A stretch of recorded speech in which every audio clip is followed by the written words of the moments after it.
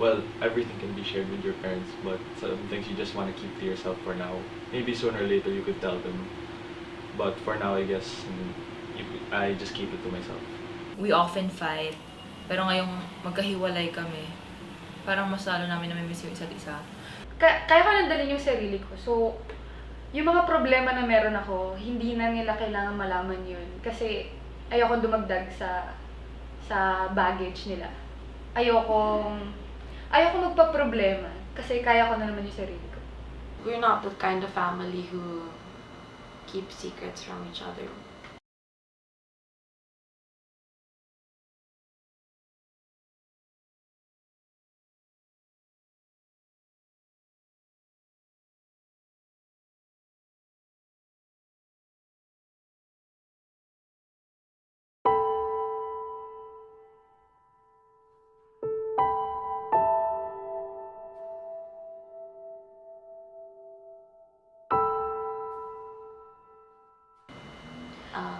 An overseas Filipino worker, in my opinion, is a person who is from a certain country, and which is specifically the Philippines, and goes abroad to find job and a better income and a better life. Self-explanatory. Filipinos who are working overseas. We're Filipinos who are in other countries. People in the family who are working abroad to be able to support the family in their original country, the Philippines.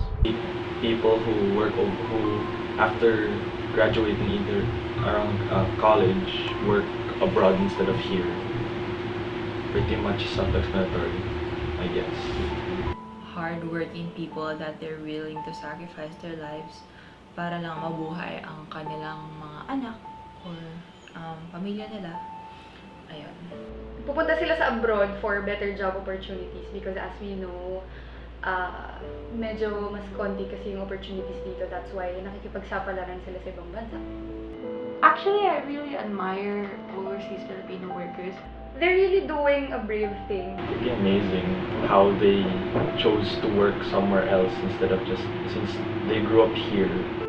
Nakaka-inspire sila in a way. Because I know that it's hard to go from some place that you grew up with and you're familiar to a place that you know nothing of. It takes a lot of courage from a person to be able to do that, actually, and I really admire it. Kasi as Filipinos, we're very emotional. We're very close to our families. So the fact na i-give up natin yung being with our families just to go for better job opportunities, it's something na hindi madaling gawin. So I think they're really courageous people. Especially in terms when their main basis of moving there is working, because it would be very difficult for one experiencing like having to move at a young age.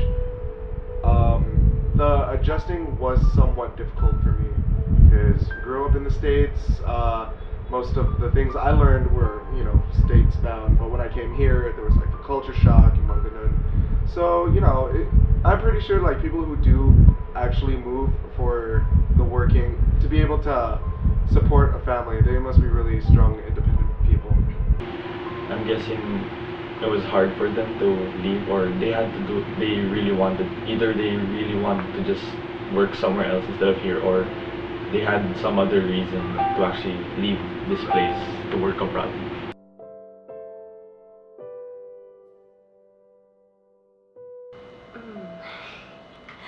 No. In a sense, I tell almost everything. No. My relationship with my parents is actually good.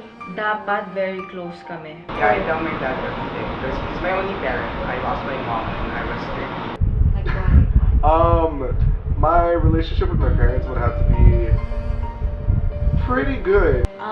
Ever since I was young, we were able to establish an honest relationship with each other. I mean, we're not the kind of family who keep secrets from each other. I mean, like, I know they're like when you're young with your parents, you try not to curse in front of them, and like when you start college or when you start socializing, like social drinking and whatnot, you would keep that side somewhat a secret past life from your parents. And I don't like lying, so I tell my dad everything. And I feel for them because it's hard to be separated with your child, with your children, and then you're worrying about your whereabouts. And so yeah, I tell my dad everything. But not everything. Well, I have my reasons kung bakit hindi ko sinasabi sa kanila lahat. Because some things, well, everything can be shared with your parents, but some things you just want to keep to yourself for now. Well, being a 22-year-old lady already, kaya ko nandalin yung sarili ko. So, Maybe sooner or later you could tell them. yung mga problema na meron ako, hindi na nila kailangan malaman yun. Kasi ayoko dumagdag sa baggage nila. But for now, I guess I just keep it to myself. Ayoko magpa-problema. Kasi kaya ko na naman yung sarili ko. But for me, I openly talk about the usual funny things that happen when I'm out with my friends at a bar. And sometimes even my mom, she would want me to grab a beer with her, which is still kind of awkward for me. Yes, she does, actually. Yeah, so I do tell them a lot of things. Yeah, tell them how I drink, and like when I came out to them about my sexuality, they were pretty chill about it. So you know, we're a pretty open family.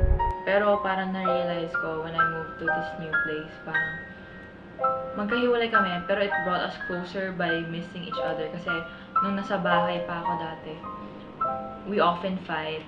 Pero ngayong magkahiwalay kami, parang mas lalo namin na miss yung isa't isa. So, medyo weird. My relationship, I keep it open as much as possible. I want to tell them everything. Kasi andun na bibuild yung trust.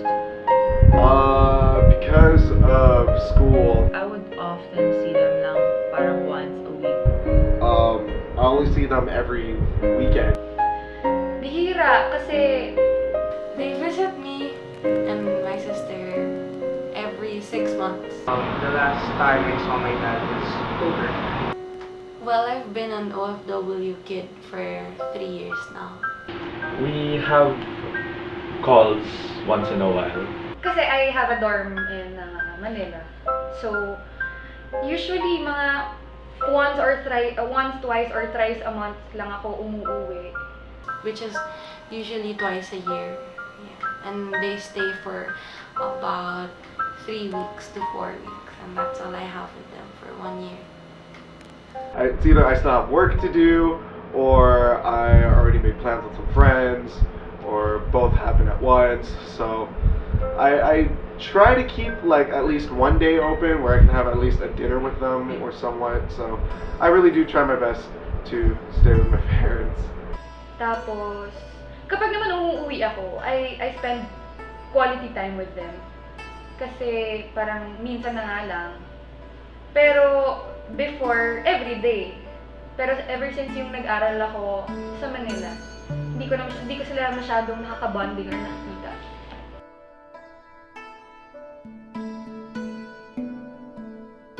I love showing my parents how much I love them. No.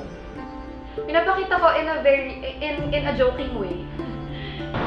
Not really like hugging. I'm not really able to see them all the time. And I see them for a total of probably 6 weeks in a year. There are times where I feel like I don't say, you know, I love you enough to them, or like where I feel like they're not really that proud of me for what I do. But I show affection by saying, like in the phone, I miss you, I love you, and then I hug my dad. Siguro sa actions, we don't really say, oh, I love you, parang sobrang nakakadiri siya. Kasi parang, well, part of like concealing yung problems ko sa kanila is I crack jokes. But at the same time, you know, there are always times where it's reassuring, like they give me reassurance from their end that they're okay with whatever I do with my life. So, you know, I try to make it to a point where like even when I'm just texting them, I would say, you know, I love you. So, nilalambing ko sila in a way. At ganun ako magpakita ng lambing sa kanila. I really respect my parents and I really love them. Ever since I started college, since they're not here with me anymore, it's just shown even more that I miss them. So as much as possible when I'm with them or even when I'm not with them, I show my affection for them.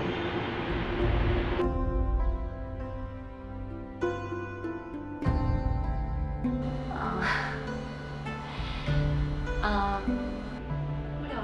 Hindi ko naman sila sobrang na-miss and hindi naman ako na-homesick.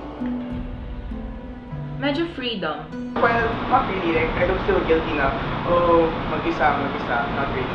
When I'm usually alone, I usually feel kind of lonely. I don't know how I do it. Hindi, nami-miss ko sila sometimes, pero not in a sense na, oh, gusto ko nang umuwi, gusto ko nang bumalik.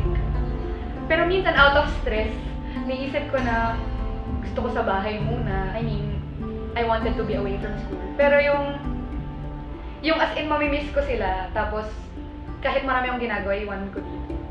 Hindi naman dumadating sa point na rin. Even though I have a sibling, like even when he's away, like I just genuinely feel lonely. Like things get too quiet. I miss sometimes like when my parents are abroad, I miss hearing them like shout for me when they need something, or even when I come home, my dad would always just like call out my name because he knows I got home. So, yeah, it gets pretty lonely, but I try to keep that connection with them, like through texting or through calling or with whatever I could do.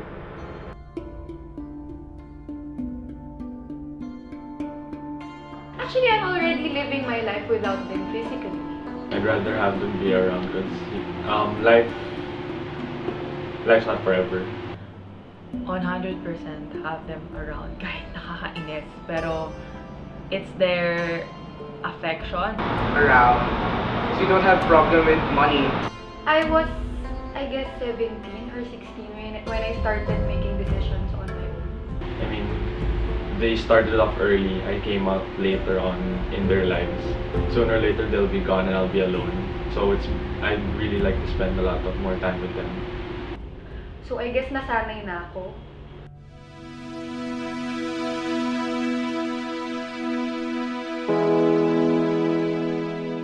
No, I have the best set of parents in the world. No, not really. I could, and I did, but Hindi ko inisip Hindi talaga eh. or hindi ako nag-dwell sa thought na yun na gusto ko na sana iba na lang parents ko or something. I've thought about it and no, I'd rather spend it with them because it's already happened. So there's really nothing to argue about there. When I was young, actually, I always kept thinking like, oh, what would happen if I was with my friend's parents or But now that I'm in a mature, more age and with a more mature state of mind, I honestly couldn't see myself growing up or being around or having another set of parents like my own. Because I don't think I can live with strict parents. I'd rather spend it with people who I know, the parents that I've experienced many memories with, instead of imagining having different kinds of parents. Parang later on kasi kapag yung nagmamature ka, marirealize mo yung essence ng family. Na hindi naman kayo magiging family kung wala kayong pinagsasalubang problems.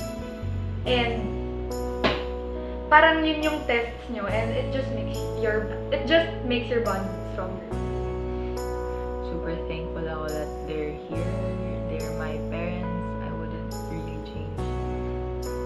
Kahit na, oh no. And they have taught me a lot of things. And if I didn't learn these things, or like if I learned them at a later time, I don't know how I would have turned out. And yeah. I think my life would suck if I had a different set of parents. I'm happy that they're the perfect parents I could ever have.